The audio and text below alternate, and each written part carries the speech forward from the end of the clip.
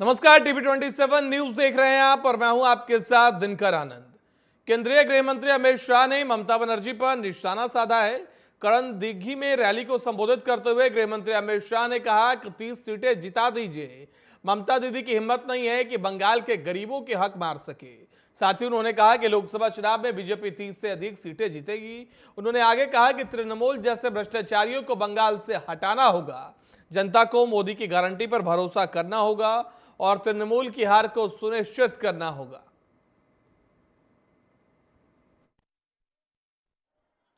मगर ये ममता दीदी मोदी जी की योजनाओं को नीचे नहीं आने देती, रोक कर रखती। उसको डर है कि अगर मोदी जी की योजनाएं पहुंची तो बंगाल की जनता मोदी जी के साथ हो जाएगी। भाई और बहनों, मैं आपको मोदी जी का गारंटी देने आया हूं, 30 सीटें जिता दीजिए। ममता दीदी की हिम्मत नहीं है बंगाल के गरीबों के हक पर कोई संतरास करने की हिम्मत नहीं है। वहीं पीडीपी प्रमुख महबूबा मुफ्ती ने कहा कि बीजेपी वाले कभी मंगलसूत्र की बात करते हैं तो कभी कहते हैं कांग्रेस सब कुछ मुसलमानों को दे देगी।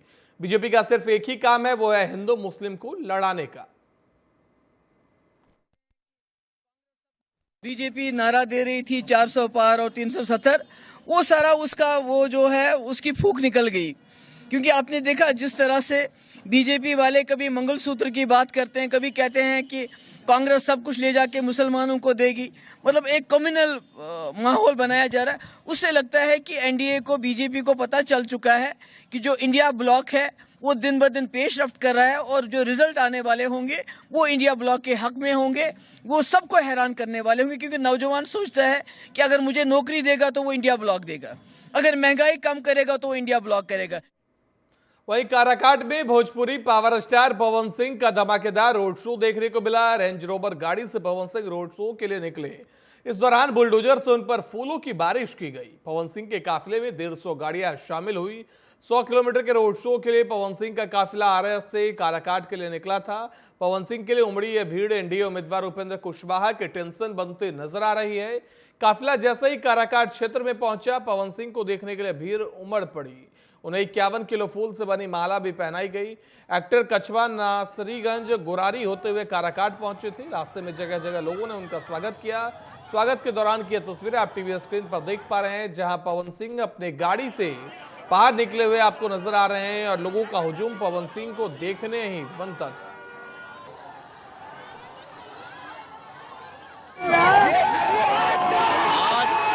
आज ये पवन सिर्फ अपने जनता का आशीर्वाद पाने के लिए निकला है।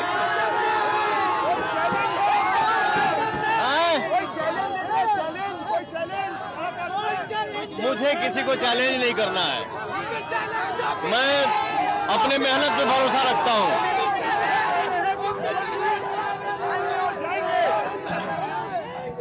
वो भी हमसे बड़े हैं और मैं आशा करता हूं कि उनका भी आशीर्वाद हमको मिलेगा। ये तो हमारे जनता के हाथ में है। वहीं सूरत में बीजेपी के उम्मीदवार मुकेश दलाल चुनाव से पहले ही निर्विरोध निर्वाचित होने के कारण विपक्ष इसे जमकर उछाल रहा है। इस पर शिवसेना उद्धव गुट के नेता संजय राउत ने भी निशाना साधा है। संजय राउत ने कहा कि यह निर्विरोध नहीं है, यह लूट लिया गया है, यह चंडीगढ़ पैटर्न है। कांग्रेस के उम्मीदवार का नामांकन रद्द किया गया है, कारण कुछ भी देने दीजिए, लेकिन देश के इतिहास में पहले कभी ऐसा नहीं हुआ। एक बार फिर लोकतंत्र को लूट लिया गया है, वस्त्र हरण कर लिया है। उन्होंने कहा कि इसलिए हम चाहते हैं कि इस देश से तानाशाही खत्म होनी चाहिए। ये अनअपोज नहीं है, ये लूट लिया है। ये चंडीगढ़ पैटर्न है जो सूरत में हुआ है। जिस तरह से कांग्रेस के उम्मीदवार का नामांकन रद्द किया, कारण कुछ भी देने दो, इस देश के इतिहास में लोकतंत्र में कभी हुआ नहीं।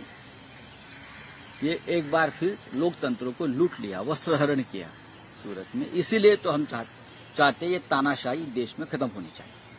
कहीं ना कहीं क्षत्रिय समाज का वहीं गुजरात में प्रभाव दिख रहा है सर, जिसको लेकर अपना सीट से राजपूत समाज का पूरे देश में आंदोलन चल रहा है। वहीं बागपत में आज सीएम योगी ने जनसभा को संबोधित किया। सीएम ने आरएलडी के प्रत्याशी डॉक्टर राजकुमार सांगवान के पक्ष में मतदान की अपील की। सीएम ने कहा कि पिछले 6 दशक से लगातार आपकी सेवा में लगकर उन्होंने काम किया है। उनका समर्पण देखकर जयंत चौधरी ने उन्हें प्रत्याशी बनाया है।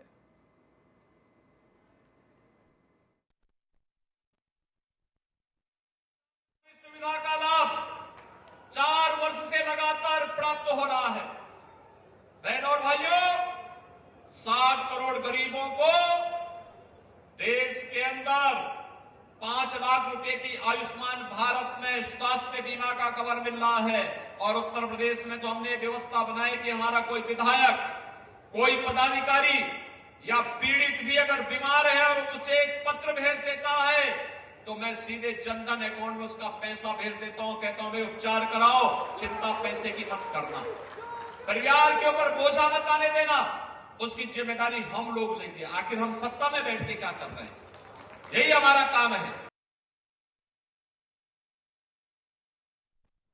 वहीं प्रयागराज की फूलपुर लोकसभा सीट हमेशा से चर्चा में रही है। वहीं इस बार की बात करें तो समाजवादी पार्टी अमरनाथ सिंह मौर्य पर भरोसा जताते हुए चुनावी मैदान में उतारा है।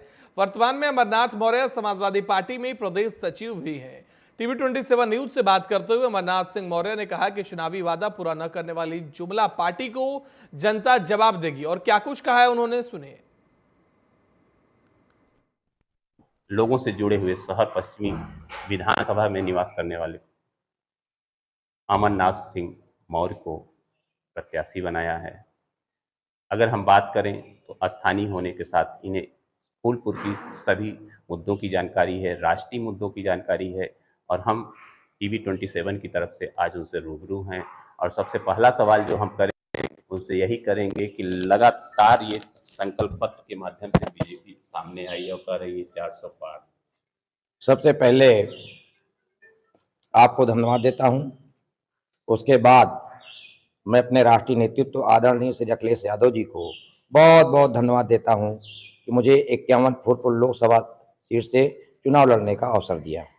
और रही बात 400 पार की, तो अभी आप जाइए किसी व्यक्ति से कहिए तो भारतीय जनता पार्टी कहती है कि 400 पार 400 पार। और स्वाभाविक रूप से मुझे नहीं लगता कि ये हाफ भी हो जाए, क्योंकि आप देखते हैं ना, कोई व्यक्ति आता है किसी की बोली लगाता है, कहता है इतना होगा, और जब लास्ट में आता है तो आधा से भी कम हो जाता है। आज इस देश की महान जनता भारतीय जनता पार्टी से नीतियों से त्रस्त है। देखिए, एनएसपी भी नहीं लागू हुआ, एक कानून उन्होंने भी और लागू किया था। अभी हाल में मैं भी ड्राइवर, आप भी ड्राइवर, जो गाड़ी चलाता है वो ड्राइवर है। गांव का रहने वाला गरीब व्यक्ति अगर टक्कर लग जाए तो स्वाभाविक 10 साल सजा पाएंगे। तो इस तरह के जो कानून बना रहे हैं, और ये ऐसा है कि ये नहीं चाहते कि परम पूज्य बाबा साहब डॉक्टर अंबेडकर का संविधान चले, क्योंकि संविधान के बदौलत ही गरीब घर में पैदा होने वाला बेटा और बेटी आज बड़ी बड़ी नौकरियों में जाने लगा, रोजगार मिलने लगा, सबको काम करने का अवसर मिलने लगा। मगर ये भारत का संविधान खत्म करना चाहते हैं, ये राजतंत्र स्थापित करना चाहते हैं। क्योंकि मैं इस बात को इसलिए कह रहा हूं कि अपने मित्रों, बड़े बड़े मित्रों, नाम किसी का क्यों लूं, वो आप सभी जानते हैं माध्यम से कि किनको फायदा किया गया। अभी आपने देखा कि जिस तरह से चुनावी चंदे के नाम ने उन्होंने पैसा लिया। कोई व्यक्ति कितना चंदा देगा? जिस ब्रीफ कंपनी की बात करते हैं कि वो कोई कंपनियां पैसा दी, कोरोना काल में निश्चय लगता है उनकी कंपनियां पैसा दी। तो आप सब जनता जान गई है कि भारतीय जनता पार्टी जो का झूठ पर झूठ बोल करके इस महान जनता को इस देश की धोखा देने का काम कर रही है। साफ कहना है कि परिवर्तन दिखेगा, परिवर्तन दिख रहा है। तो ये विश्वास है और इस विश्वास को मूर्त रूप देने की लगातार प्रयास कर रहे हैं। अब हमारे सामने देख सकते हैं, अब फील्ड में जाने वाले हैं। प्रयागराज से वीडियो जर्नलिस्ट संजीव कुमार के साथ शिवपूजन सिंह, टीवी 27 उत्तर प्रदेश। वक्त तो चला एक छोटे से ब्रेक का। ब्रेक के उस पार भी खबरें लगातार जारी। ब्रेक के बाद एक बार फिर से आप सभी का स्वागत है। गृहमंत्री अमित शाह ने एक बार फिर मंच से नक्सलियों को खुली चुनौती दी है और कहा कि सरकार बनने के बाद 2 साल में नक्सलवाद को समाप्त किया जाएगा। उन्होंने मंच से नक्सलियों को संदेश देते हुए कहा कि अभी भी समय है, सरेंडर कर दो वरना गोली खाने के लिए तैयार हो जाओ। रिपोर्ट देखिए।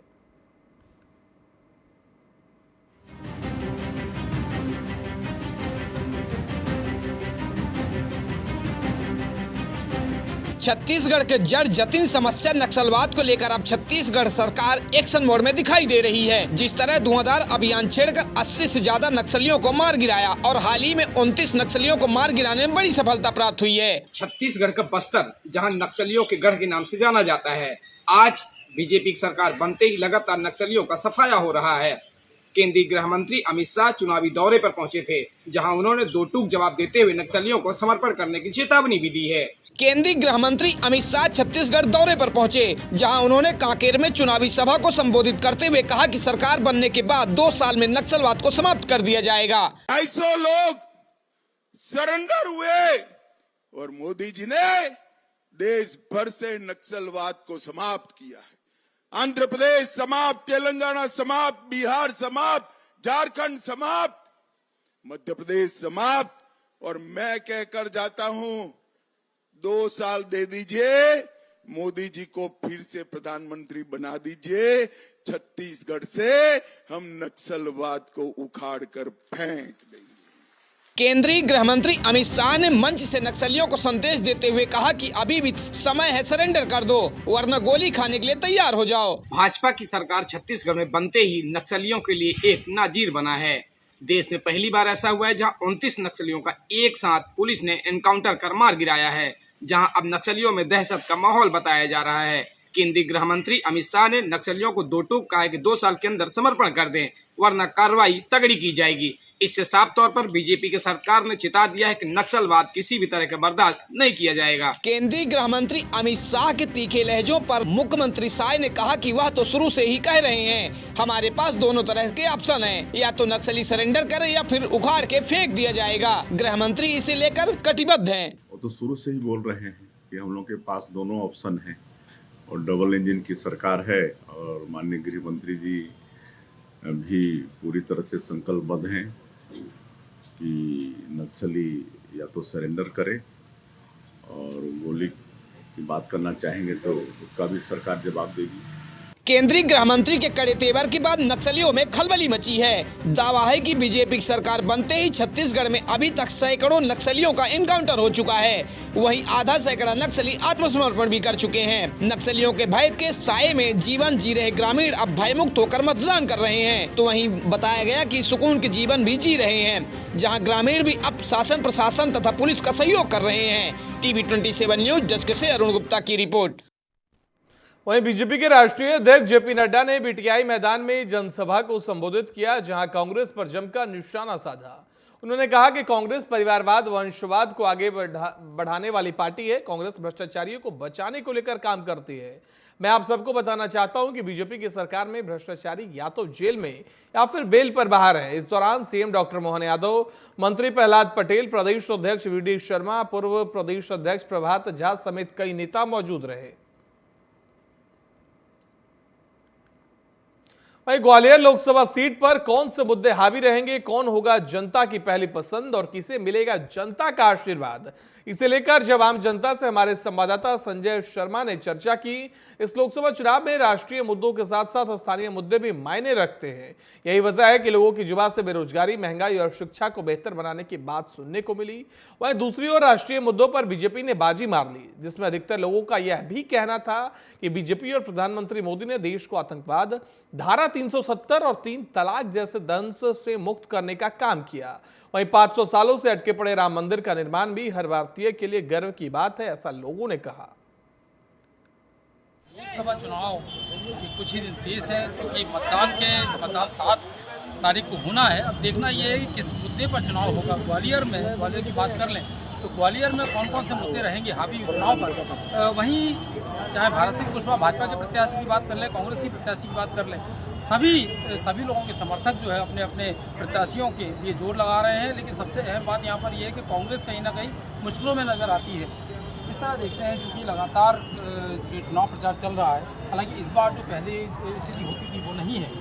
कांग्रेस में सीढ़ियाँ नहीं है, कांग्रेस में तमाम सारे नेता जो है छोड़कर जा रहे हैं। क्या लगता है? मैं बहुत सारी बात कहना चाहूँगा, जो कल तक भ्रष्टाचारी थे, जिन पर करप्शन के चार्जेस थे, बीजेपी में जाने के बाद वो अजीत पवार जी मुख्यमंत्री बन गए, क्लीन हो गए क्या? और प्रत्याशी की बात करें तो आज इस दक्षिण विधानसभा के जितने गवर्नमेंट स्कूल हैं उनमें 2018 के पहले कितने बच्चे पढ़ने आते थे, आज कितनी कैपेसिटी में बच्चे वहाँ एडमिशन के लिए सोर्स लगा रहे हैं कि हमारा एडमिशन हो जाए। तो हमारे जो प्रत्याशी प्रवीण पाठक जी, उनका फोकस स्वास्थ्य और शिक्षा पर रहा है पूरे 5 साल। भारत सिंह कुशवाहा जी मध्य प्रदेश शासन के मंत्री थे, उसके बावजूद चुनाव आ गए, तो कहीं ना कहीं तो फेल्यूर है, कहीं ना कहीं फेलुअर है। और भी लोग मौजूद है यहाँ पर, बात कर लेते हैं।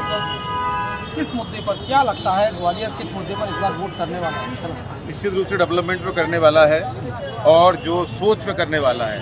और इस ग्वालियर में कांग्रेस पार्टी ने एक ऐसा बेहतरीन उम्मीदवार दिया है प्रवीण पाठक के रूप में, जो हर मामले में पब्लिक के लिए प्रवीण है और उनकी जो सोच है उसमें उनका जो काम भी दिखा है पिछले 5 साल का, वो निश्चित रूप से प्रवीण पाठक के पक्ष में जाता है। बिल्कुल प्रवीण पाठक के पक्ष में जाता है ये काम, लेकिन और भी लोग मौजूद हैं। ये प्रवीण पाठक की बात चल रही है, प्रवीण पाठक के पक्ष में काम जा रहा है, लेकिन जो स्कूलों की बात कर रहे हैं तो सरकार ने PNC स्कूल बनाए, CM राइज स्कूल बनाए, तो स्कूलों का विकास तो राज्य सरकार ने किया है।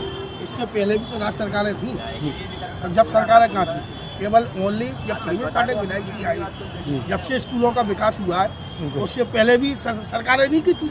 शिवराज सिंह 15 साल से लगातार मुख्यमंत्री वही थे, 20 साल से, जब विकास नहीं दिखा। और आज जिस विकास की वो बात करते हैं, तो चाहे स्टेट गवर्नमेंट हो चाहे सेंट्रल गवर्नमेंट हो, विकास हुआ है तो केवल उनके नेताओं का विकास हुआ है। अब इस बार क्या मुद्दा रहने वाला है? राष्ट्रीय स्तर का मुद्दा पूछ रहा हूँ मैं आपसे, कौन सा मुद्दा, किस मुद्दे पर आप वोट करेंगे? क्या बताऊँ? राष्ट्रीय सुरक्षा पर वोट करेंगे, क्योंकि मोदी जब से आए हैं, जब से कश्मीर में आतंकवाद का टोटा लगा गई है, पड़ोसी मुल्क बिल्कुल शांत बैठे हुए हैं।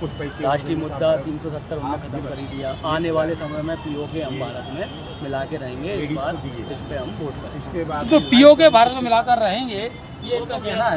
अब इसमें बड़ी बड़ी बातें हो गई, धारा 370, डेवलपमेंट, POK, राम मंदिर, आपका क्या कहना है? किस राष्ट्रीय मुद्दा?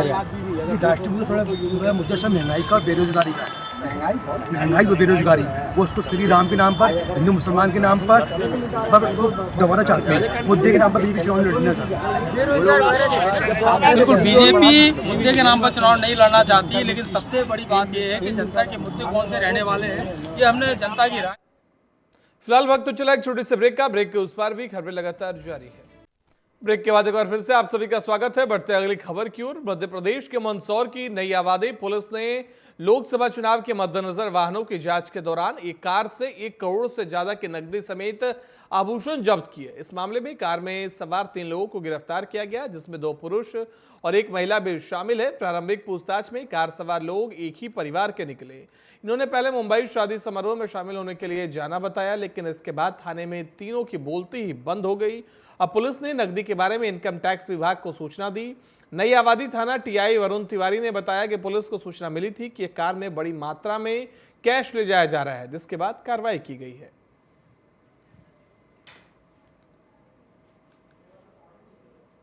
वहीं ग्वालियर के हजीरा थाना क्षेत्र में 2 मंजिला मकान के गिरने से उसके नीचे घर में सो रहे नगर निगम के सफाई कर्मी दब गए। सूचना पर पहुंची टीम ने मलबे से बाहर निकाला और अस्पताल पहुंचाया, जहां इलाज के दौरान उसकी मौत हो गई। गुस्साए परिजनों ने दोषी मकान मालिक के खिलाफ FIR की मांग को लेकर चौराहे पर चक्का जाम कर दिया। मौके पर पहुंची पुलिस ने कार्रवाई का भरोसा देकर रास्ता खुलवाया।